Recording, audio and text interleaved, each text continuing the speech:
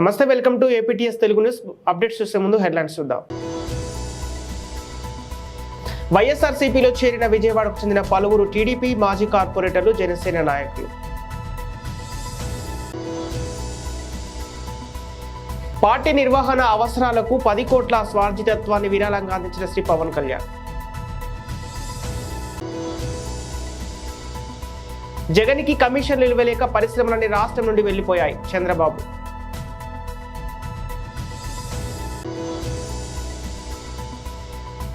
రేవంత్ రెడ్డిపై BRS working president KTR సంచలన వ్యాఖ్యలు. డీటెయిల్స్ చూస్తే, వైఎస్ఆర్సీపీలో చేరిన విజయవాడకు చెందిన పలువురు టీడీపీ మాజీ కార్పొరేటర్లు, జనసేన నాయకులు ఏపీలో మే 13న అసెంబ్లీ, లోక్సభ ఎన్నికలు జరగనుండగా ప్రధాన పార్టీలో వలసలు, చేరికలు జోరుగా సాగుతున్నాయి. తాజాగా విజయవాడ జనసేన నేతలు సీఎం జగన్ సమక్షంలో వైసీపీలో చేరారు. జనసేన పార్టీ విజయవాడ తూర్పు అసెంబ్లీ నియోజకవర్గం ఇన్ఛార్జి బత్తిన రాము నేడు వైసీపీ తీర్థం పుచ్చుకున్నారు. ఆయనకు సీఎం జగన్ వైసీపీ కండువా కప్పి పార్టీలోకి సాదరంగా ఆహ్వానం పలికారు. విజయవాడకు చెందిన మాజీ కార్పొరేటర్లు గండూరి మహేష్, సందెపు జగదీష్, మాజీ కోఆప్షన్ మెంబర్ కొక్కిలిగడ్డ దేవమణి తదితరులు కూడా వైసీపీలో చేరారు. ఈ కార్యక్రమంలో విజయవాడ ఎంపీ కేశినేని నాని, మాజీ మంత్రి వెల్లంపల్లి శ్రీనివాసరావు తదితరులు పాల్గొన్నారు.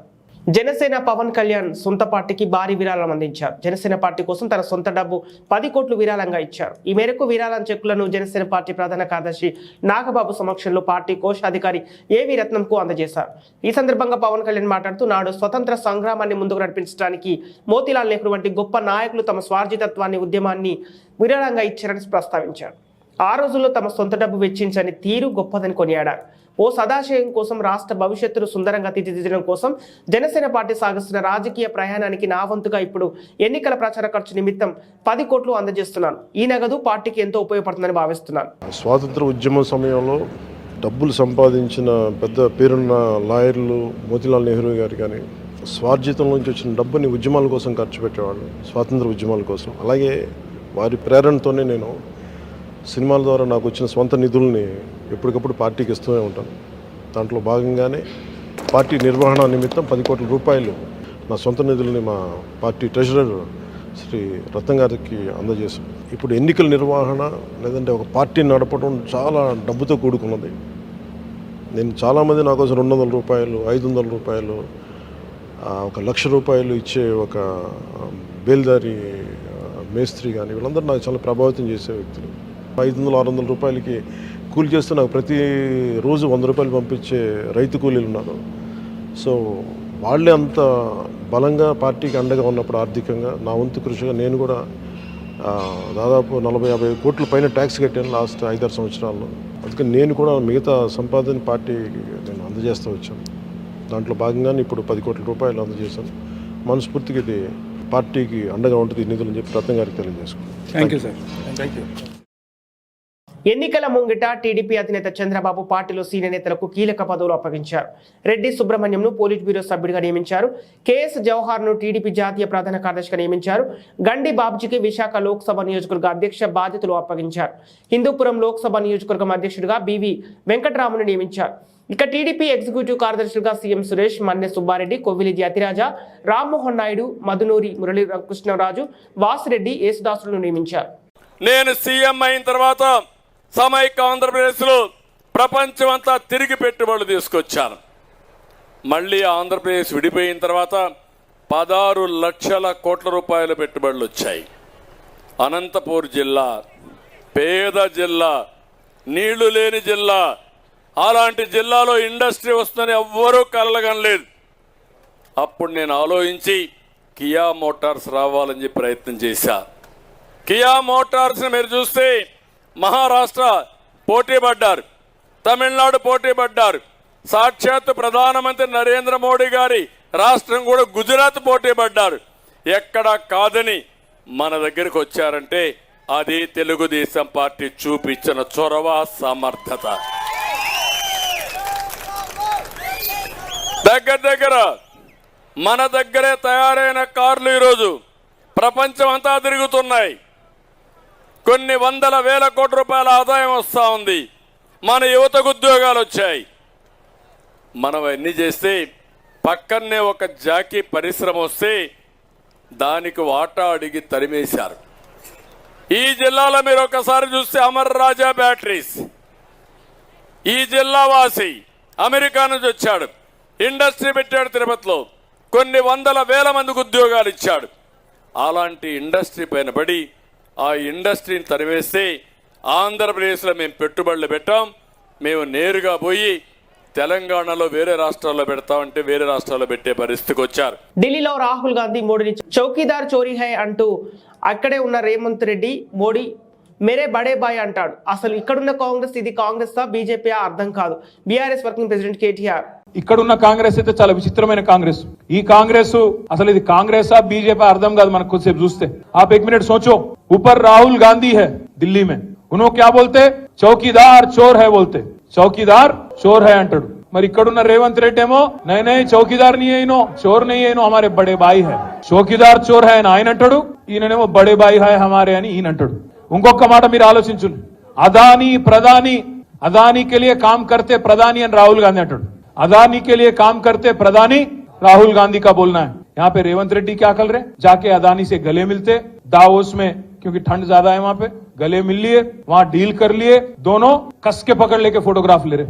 అంటే అదాని దొంగనా దొరనా చెప్పు మరి నువ్వు. మీ రాహుల్ గాంధీ ఏమో అదాని మంచోడు కాదంటాడు, రేవంత్ రెడ్డి మాత్రం అదాని సక్కటోడు సొక్కం మనిషి ఈయన చెప్తాడు. गुजरात मॉडल बेकार है, फेक है, ये राहुल गांधी का बोलना है. अब यहाँ पे हमारे छोटे भाई नरेंद्र मोदी के छोटे भाई रेवंत रेड्डी का बोलना है कि तेलंगाना को मैं गुजरात के रास्ते पे ले जाता हूं, गुजरात मॉडल बनाता हूं. ఇక్కడ ఈయన మాట్లాడుతాడు. लिक्कर स्कैम कुछ नहीं है, अरविंद केजरीवाल को अरेस्ट करना ना इंसाफ है, ये अच्छी बात नहीं है అని రాహుల్ గాంధీ అంటాడు. ఇక్కడ రేవంత్ రెడ్డి ఏమంటాడు, नहीं लिक्कर स्कैम है, कविता को पकड़ना अच्छी बात है అని ఈయన అంటాడు.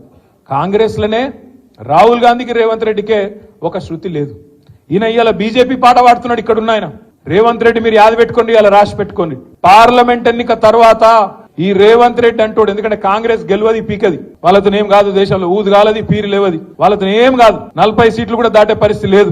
40 సీట్లు దాటకపోతే వెంటనే జంప్ అయ్యే మొట్టమొదటి క్యాండిడేట్ ఈ దేశంలో ఎవడన్నా ఉన్నాడా అంటే ఈ రేవంత్ రెడ్డి.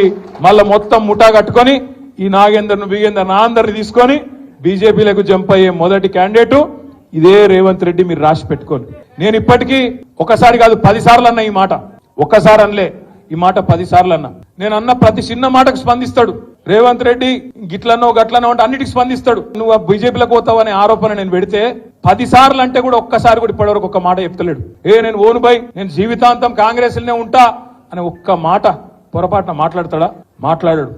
సీఎం క్యాంపు కార్యాలయంలో ముఖ్యమంత్రి శ్రీ వైఎస్ జగన్ సమక్షంలో వైఎస్ఆర్ కాంగ్రెస్ పార్టీలో చేరిన జై భారత్ నేషనల్ పార్టీ మాజీ అధ్యక్షుడు గొరికపూడి చిన్నయ్య దొర, ఈ కార్యక్రమంలో పాల్గొన్న YSRCP regional coordinator PV Mithun Reddy, Peddapuram YSRCP MLA అభ్యర్థి దౌలూరి దొరబాబు. అసెంబ్లీ ఎన్నికల సమయంలో ప్రతి ఎకరాకు సాగునీరు అందిస్తామని నమ్మించి మోసం చేసిన ఘనత కాంగ్రెస్ సర్కార్కే దక్కుతుందని మాజీ మంత్రి పెద్దపల్లి పార్లమెంటు అభ్యర్థి కుప్పల ఈశ్వర్ అన్నారు. ముత్తారం మండలం సీతంపల్లి రామకృష్ణపూర్ గ్రామంలో ఎండిన పంటలను జిల్లా పరిషత్ చైర్మన్ పుట్ట మధుకర్తో కలిసి ఆయన పరిశీలించారు. అనంతరం ఆయా గ్రామాలలో రైతులతో మాట్లాడి నాడు నేటి పరిస్థితులపై చర్చించారు. నియోజకవర్గంలో ఉన్నటువంటి సీతంపేట, రామకృష్ణాపూర్, అదేవిధంగా ఈ చుట్టుపక్కల గ్రామాలకు సంబంధించినటువంటి ఎండిన పంట పొలాలను, అదేవిధంగా రైతుల యొక్క ఇబ్బందులను గమనించడం కోసం నేను, నాతో పాటు మా జడ్పీ చైర్మన్ గారు పుట్ట మధు గారు, అదేవిధంగా ఈ ప్రాంత రైతులు, చాలామంది ప్రజాప్రతినిధులు కూడా వచ్చిండ్రు. ఈరోజు ఈ ప్రాంతంలో చూసినట్టయితే చాలా దయనీయమైనటువంటి పరిస్థితి కనబడతా ఉంది. ఇప్పుడు మేము కూర్చున్నటువంటి ఈ ప్రాంతం ఏదైతే ఉందో చెరువు కింద ఉన్నటువంటి పొలాలు. దాదాపుగా ఈ ప్రాంతంలో రైతులు ఈ 4-5 గ్రామాలలో కలిసి 3-4 వేల ఎకరాలలో వరి పంటలు వేస్తే వరి పంటతో పాటు నీళ్ళు ఇస్తలేమో బతుకుతామని అనుకున్నారు. మరి ఈ విషయం ఏదో మొదలే ప్రభుత్వం డిక్లేర్ చేసినట్టయితే ఒక ఎకరం కింద 25,000 రూపాయలు పెట్టుబడి పెట్టేటోళ్ళు కాదు. ఒక్కొక్క రైతు 2 ఎకరాల నుంచి మొదలుకుంటే 6 ఎకరాలు 7 ఎకరాలు కూడా పెట్టుబడి పెట్టి ఈరోజు ఏమి చేయాలనో దిక్కుతోచని పరిస్థితులలో రైతు మనం చూస్తూ ఉన్నాం. ఇదంతా కూడా మొత్తం ఎండిపోయింది, ప్రాంతం అంతా కూడా ఎండిపోయింది, దేనికి కూడా పనికిరాని పరిస్థితి. అసలు పోయిన సంవత్సరం ఈ దినానికి ఏ చెరువులో చూసినా, ఏ బావులో చూసినా, ఏ బోర్లలో చూసినా కావలసినన్ని నీళ్లు ఉండే. ఇంత మంచిగా నిర్మాణం చేసి చెరువులను మరమ్మతులు చేసి అనేక కాలువలు దవ్వి ప్రాజెక్టులు కట్టి నీళ్లు తీసుకొచ్చినటువంటి ప్రభుత్వాన్ని మరి మార్పు చేసుకున్నారు. ఎవరైతే ప్రభుత్వ నిర్వహణ చేస్తున్నారో పాత పద్ధతులలో నీళ్లను కొనసాగించి రైతులను కాపాడితే మీ మార్పుకు అర్థం ఉండేది.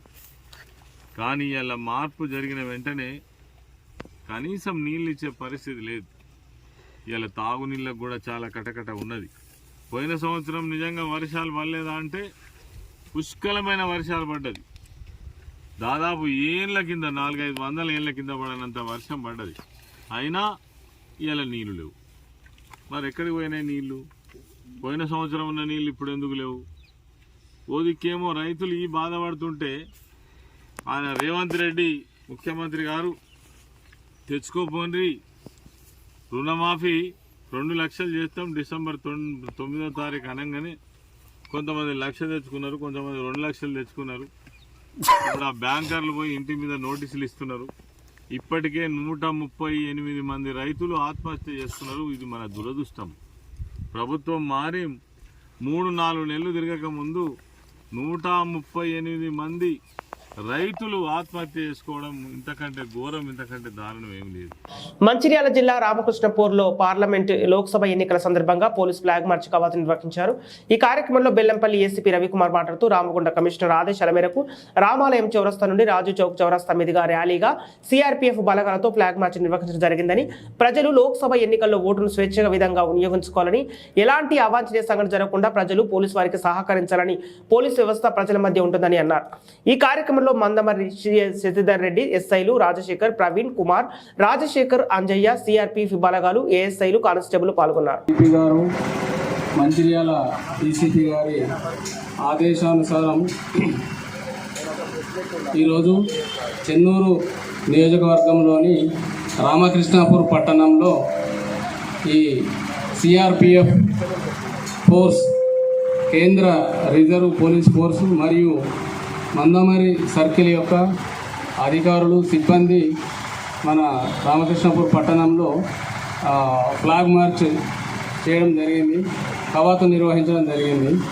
సో ఇది ఈ రాబోయే లోక్సభ ఎన్నికలను దృష్టిలో పెట్టుకొని ఈరోజు ఈ ఫ్లాగ్ మార్చ్ నిర్వహించడం జరిగింది. దీని యొక్క ముఖ్య ఉద్దేశము ఓటర్లు గమనించాలి.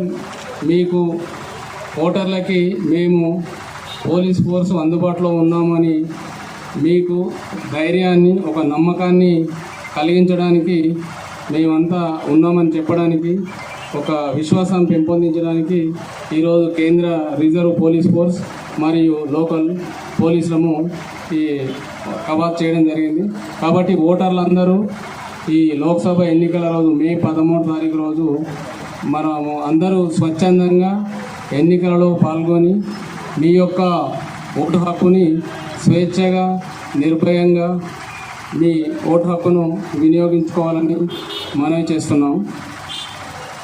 అలాగే ఎన్నికలకు ముందు కానీ, ఎన్నికల రోజు కానీ ఏవైనా ఎన్నికలకు సంబంధించిన ఉల్లంఘనలు, ఏమైనా ఇల్లీగల్ యాక్టివిటీస్ జరిగినట్లు మీరు గమనించినట్లయితే మీరు 1950కు కానీ, టోల్ ఫ్రీ నంబర్ 1950కు కానీ, సి విజిల్ అనేటువంటి యాప్ కానీ మీరు ఫిర్యాదు చేసినట్లయితే వెంటనే ఆ యొక్క సమస్యను ఇమీడియట్గా అటెండ్ చేసి ఆ యొక్క ఆ చట్టాన్ని ఉల్లంఘించిన వారి మీద వెంటనే చర్యలు తీసుకోవడం జరుగుతుంది.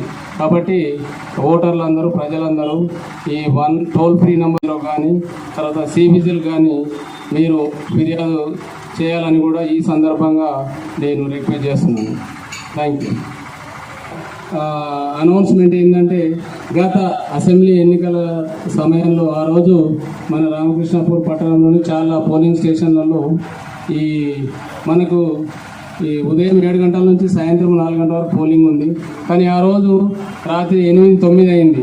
కాబట్టి దయచేసి ఓటర్లందరూ పొద్దున పూట మే 13 అంటే బాగా ఎండలు ఉంటాయి, సరే వేద్దాంలే మధ్యాహ్నం యుద్ధంలో అని పనికి పోకుండా మొదలే మీ యొక్క ఓటు హక్కును వినియోగించుకొని తదుపరి మీ యొక్క పనులకు వెళ్ళాలని ప్రత్యేకంగా మేము విజ్ఞప్తి చేస్తున్నాం.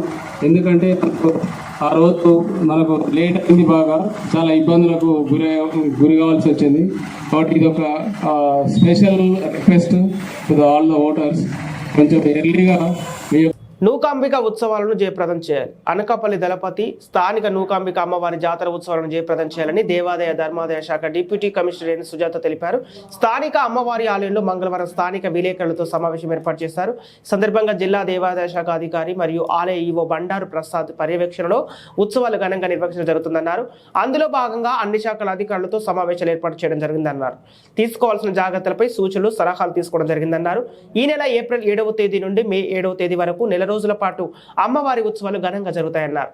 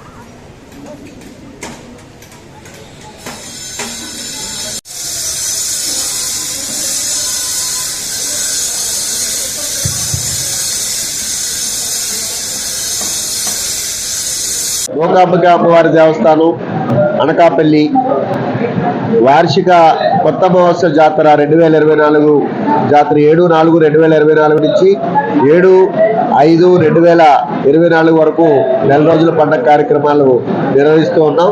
ఇందులో భాగంగా వచ్చే భక్తులందరికీ కూడా కావలసినటువంటి చలవ పందిళ్ళు, క్యూ లైన్స్ ఏర్పాట్లు మరియు మంచినీరు వగేరా అన్ని సకల సదుపాయాలను కూడా ఏర్పాటు చేస్తున్నాం. ముఖ్యంగా అన్ని శాఖల నుంచి కూడా సమన్వయం కొరకు ఈరోజు కలెక్టర్ గారి యొక్క ఆదేశాల మేరకు ఆర్డీఓ అనకాపల్లి ఆధ్వర్యంలో అన్ని శాఖలతో సమన్వయ సమావేశాన్ని నిర్వహించడం జరిగింది. సదరు సమావేశంలో పోలీసు, మెడికల్, ఫైర్ మరియు ఇతర అన్ని డిపార్ట్మెంట్, మున్సిపాలిటీ వీళ్ళందరూ కూడా రావడం జరిగింది. వారందరితో కోఆర్డినేషన్ సమావేశంలో చర్చించడం జరిగింది. భక్తులకు ఎటువంటి ఇబ్బంది రాకుండా మనం అన్ని రకాల సదుపాయాలు ఏర్పాటు చేయమని ఆర్డీఓ గారు కూడా ఆదేశించి ఉన్నారు. కాబట్టి మనం ఆ సమావేశం మేరకు వివిధ శాఖలందరితో కూడా సమన్వయపరచుకొని ఈ వార్షిక జాతరని సక్సెస్ చేయడానికి కృషి చేస్తూ ఉన్నామని తెలియజేస్తూ ఉంటాం. మహబూబ్ నగర్ రాష్ట్ర ఎన్నికల సంఘం ఆదేశాల మేరకు మహబూబ్ నగర్ పట్టణంలోని స్వీప్ ఆధ్వర్యంలో కార్యక్రమాలలో భాగంగా మంగళవారం ఓటర్లు అవగాహన చైతన్య ర్యాలీ నిర్వహించారు. డిఎస్ఏ స్టేడియం వద్ద స్థానిక సంస్థల అదనపు కలెక్టర్ శివేంద్ర ప్రతాప్ జెండా ఊపి ర్యాలీని ప్రారంభించారు. పట్టణంలో డిఎస్ఏ స్టేడియం నుండి ప్రారంభమైన ర్యాలీ బస్టాండ్, తెలంగాణ చౌరస్తా మీదుగా ప్రధాన వీధిలో ప్రజలను చైతన్యపరుస్తూ ముగిసింది. ఈ సందర్భంగా అదనపు కలెక్టర్ మాట్లాడుతూ ప్రజాస్వామ్యంలో ఓటు చాలా విలువైనది. ప్రతి ఓటరు ఎన్నికల్లో పాల్గొని ఓటు హక్కును వినియోగించుకోవాలని సూచించారు.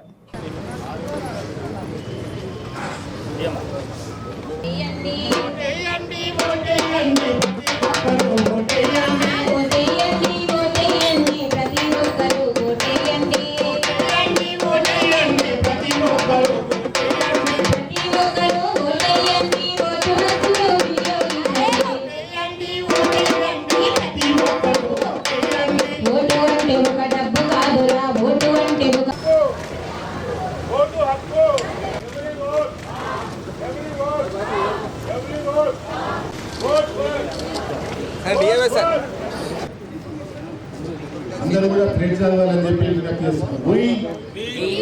the citizens of India having abiding faith in democracy hereby pledge to uphold the democratic traditions of our country and the dignity of free, fair and peaceful elections and to vote in every election fearlessly and without being influenced by considerations of religion, race, caste, community, language or any inducement.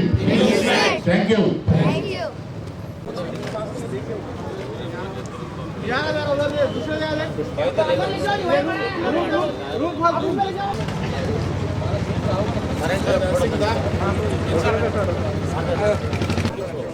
Sir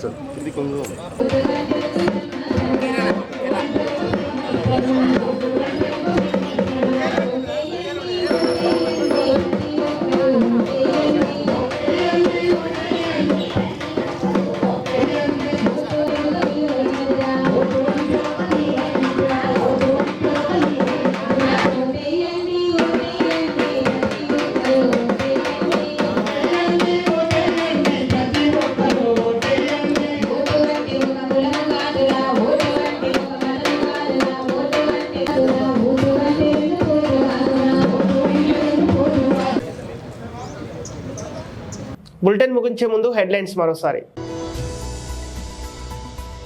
వైఎస్ఆర్సీపీలో చేరిన విజయవాడకు చెందిన పలువురు TDP మాజీ కార్పొరేటర్లు, జనసేన నాయకులు.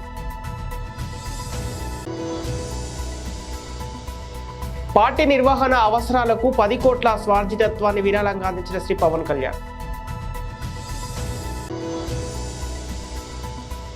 జగన్కి కమిషన్లు ఇవ్వలేక పరిశ్రమలన్నీ రాష్ట్రం నుండి వెళ్లిపోయాయి, చంద్రబాబు.